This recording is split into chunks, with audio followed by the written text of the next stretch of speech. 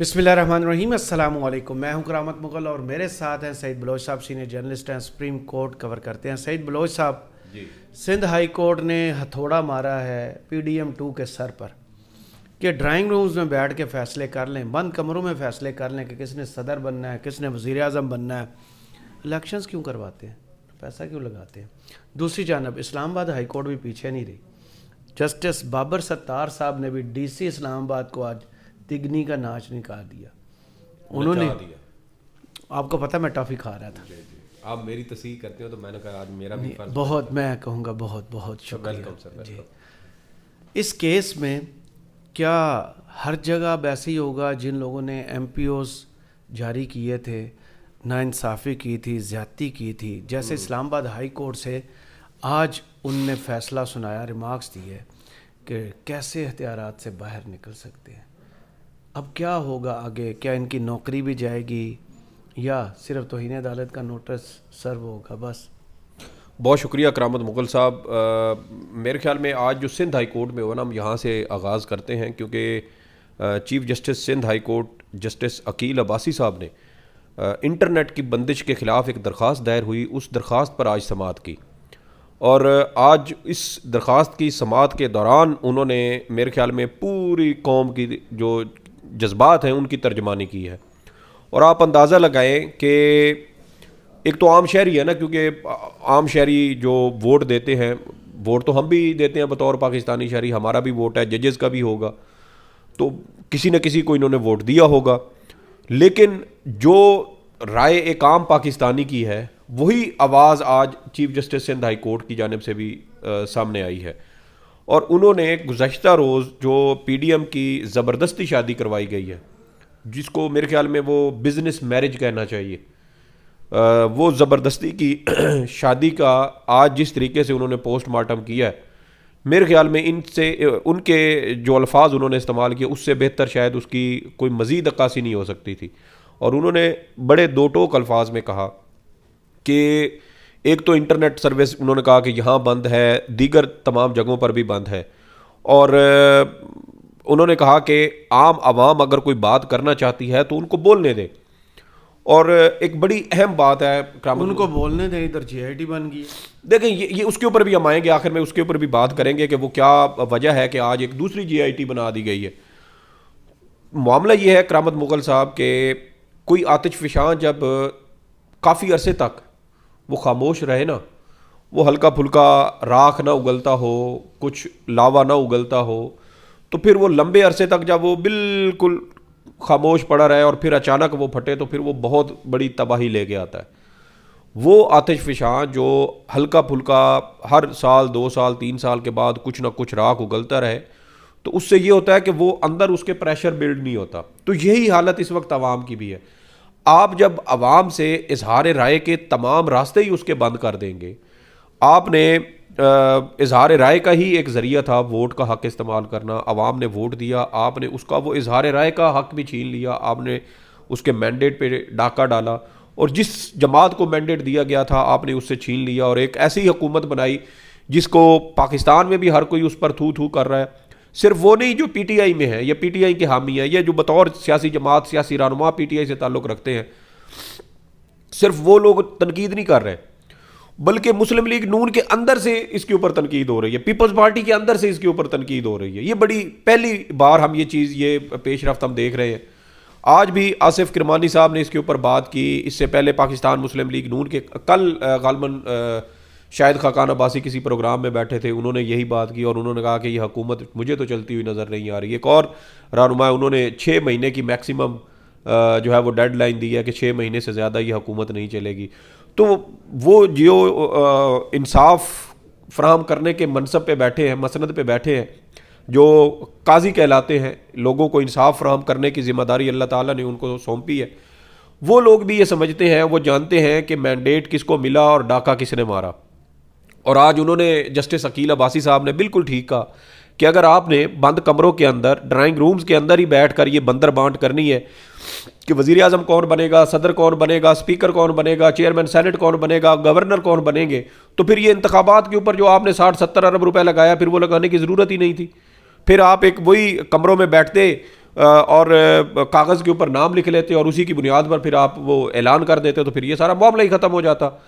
پھر جب آپ نے وہ ساری دھاندلی بھی کر لی, پھر لوگ اس کے اوپر تنقید کر رہے ہیں تو آپ انٹرنیٹ بند کر رہے ہیں. ایک طرف ہم یہ کہتے ہیں کہ ہم نے ملک کے آئی ٹی سیکٹر کو آگے لے کے جانا ہے, ہم کہتے ہیں کہ پے پال اور جو اسٹرائپ ہیں وہ کمپنیاں پاکستان میں آئیں, اپنی سروس لانچ کریں, اور دوسری جانب حالت ہماری یہ ہے کہ ہم نے ٹویٹر کو 4 دن سے بلاک کیا ہوا ہے جو سورس آف انفارمیشن ہے. اور اس سے بھی بڑھ کے اب جو تازہ ترین اطلاعات ہیں وہ یہ ہیں کہ پاکستان کی اس رجیم نے اب وی پی این کو بھی بلاک کرنا شروع کر دیا.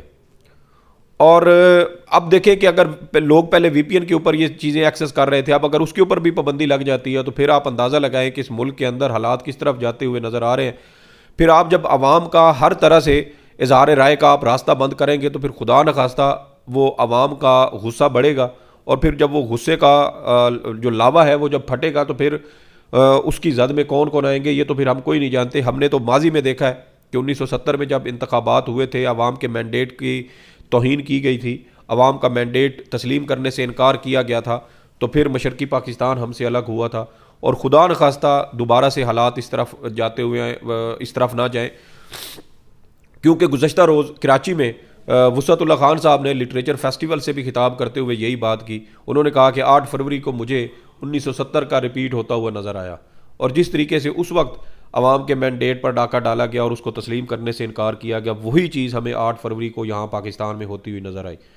تو chief justice Sindh high court نے ایک بڑا واضح طور پر ایک اشارہ, ایک پیغام دیا ہے. اب دیکھنا یہ ہے کہ جن کو وہ پیغام دیا گیا ہے, مجھے نہیں لگتا کہ وہ ان کی بات سے کان بھی دھریں گے, وہ بہت آگے نکل چکے ہیں اس سے. اسلام آباد ہائی کورٹ والے مسئلے پر اب آئے نا, جہاں پر آج میرے خیال میں بیوروکریسی کو ایک پراپر میسج دیا گیا ہے کہ اگر حکم نہیں مانو گے, توہین عدالت کرو گے تو یہ کچھ ہوگا. دیکھیں انیشیٹو تو بہت اچھا ہے, اس کی وجہ یہ ہے کہ جس قانون کا اندھا دھند استعمال کیا گیا, 900 سے زائد دنوں کے ایم پی او کے آرڈر جاری کیے گئے, نظر بندیاں کی گئی, اور خاص طور پہ شہریار آفریدی اور شاندانہ گلزار صاحبہ کے خلاف یہ سارے جو کالا قانون ہے, میں اس کو کالا قانون اس لیے کہوں گا کہ یہ انگریز کا بنایا ہوا ہے. اس وقت مسلمانوں کو اور ہندوؤں کو جو آزادی کے لیے اس وقت لڑ رہے تھے, جو برطانوی سامراج کے خلاف احتجاج کرتے تھے, ان کو دبانے کے لیے یہ قوانین بنائے گئے تھے.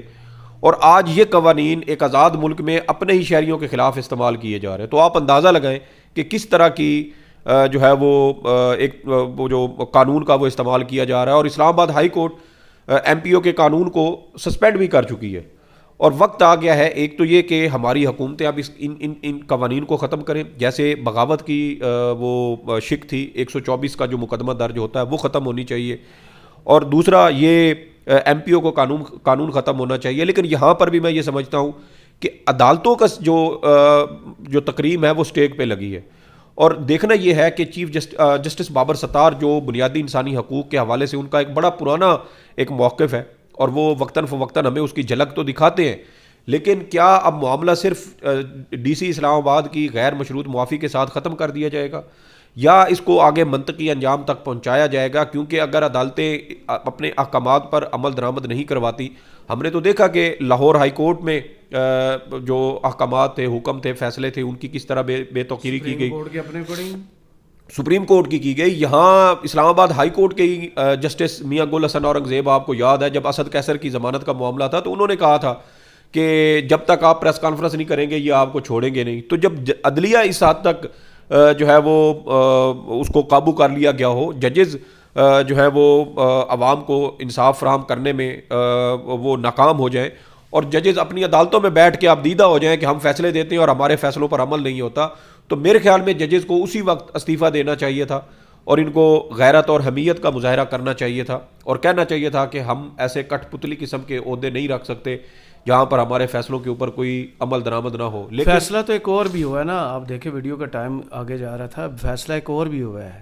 کہ اگر آپ نے الیکشن کمیشن پر تنقید کی تو پھر آپ قانون کی گرفت میں آئیں گے. بھائی آپ کس ملک میں جائیں, ہم اپنے ملک میں, آئین ہمیں آزادی دیتا ہے, کوئی بات بھی نہ کرے.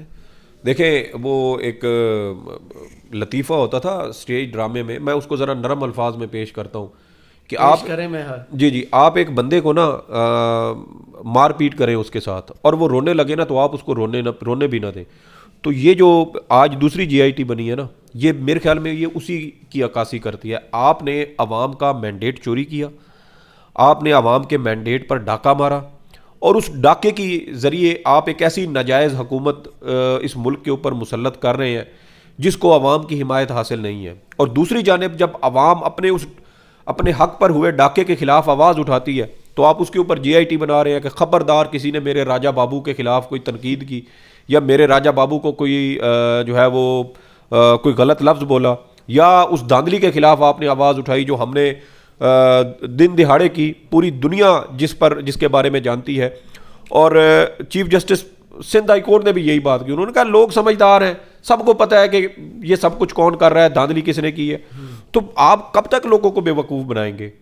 کب تک لوگوں کی آواز دبانے کی آپ کوشش کریں گے؟ آپ کو لگتا ہے کہ یہ جے آئی ٹی آپ بنا دینے سے آپ لوگوں کی جو جمہور کی آواز ہے آپ اس کو روک سکتے ہیں؟ پہلی بار ہم نے پاکستان کی تاریخ میں دیکھا ہے کہ ہماری عوام اسٹیبلشمنٹ کے پیچھے کھڑے ہونے کی بجائے وہ ایک سیاسی جماعت کے پیچھے کھڑی ہوئی ہے. وہ جمہوریت پر ان کا اعتماد پہلی بار ہماری زندگی میں ان کا وہ اعتماد بنا، اور آپ اس کے اوپر بھی آپ نے ڈاکہ مار دیا. اور اب آپ کہتے ہیں کہ اس کے اوپر تنقید بھی نہ کریں.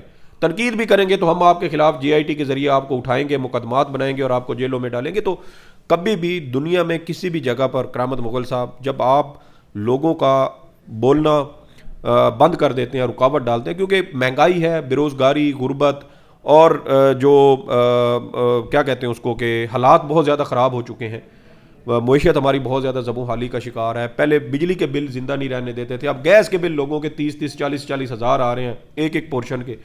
تو ان حالات میں جب آپ عوام سے بولنے کا حق بھی چھین لیں گے تو پھر خدا نخواستہ یہ لاوا پھٹے گا، اور جب یہ لاوا پھٹے گا تو پھر میرے خیال میں کوئی بھی اس سے محفوظ نہیں رہے گا. صحیح، بہت شکریہ سعید بلوچ صاحب آپ کے تجزیے کا. کمنٹس باکس میں ہمیں ضرور بتائیے گا یہ ویڈیو آپ کو کیسی لگی. اجازت دیجیے، اللہ حافظ.